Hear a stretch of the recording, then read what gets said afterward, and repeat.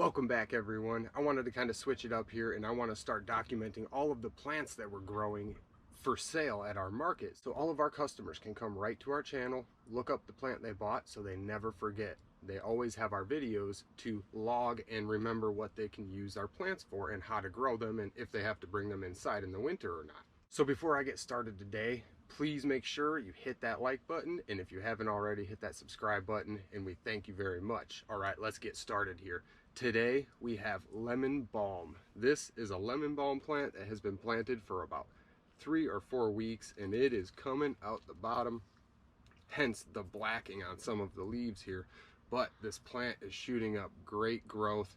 Very easy to grow plant. Now, lemon balm is a member of the mint family, and it is super easy to grow and super easy to propagate, and it has a lot of uses for it if you know how to use it. Lemon balm originated in the Middle East and North Africa and had moved to Europe in the early 1500s. So it was a plant that had came with all of the settlers over to the Americas and such. Now, lemon balm is a zone 4 through zone 9 perennial. So it will come back, and it is a very hardy plant, and it readily self-seeds. So we really don't need to propagate a whole lot because one bush will turn into a massive bush if you don't put it in check. The Greek translation of lemon balm is honeybee, hence they attract lots of bees when they start to flower.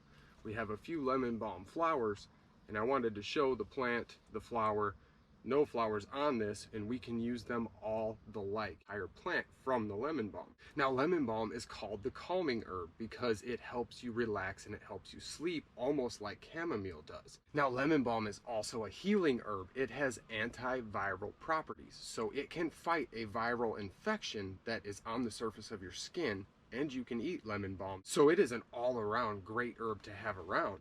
It also helps ease the pain from indigestion, and it stops gas and bloating and the pain and cramps that come from that. The compounds rosmarinic acid, citrol, and citronellol, and several others that I can't pronounce, are the reason that it produces a calming effect on our body, and the reason it helps with gas, indigestion, bloating, and pain that comes with that. Now, we like to use this in salads. We like to cook fish with it when we make fish. We have many uses. We like to put it in oils, set it in the sun in a jar, and basically it will seal itself, and when you pop the jar, you can basically just extract the oil and filter out the lemon balm, and your lemon balm is infused in your carrier oil. Now, we like to steep this in our teas, and we like to put it in a bottle of ice, so we have ice water and it just cold brews in there. One final use for the actual citronellol that's in your lemon balm is to repel bugs. It is a super great repellent for small gnats and mosquitoes. So we'll make our own carrier oils and roll them on and put them on us in order to keep bugs off of us when we're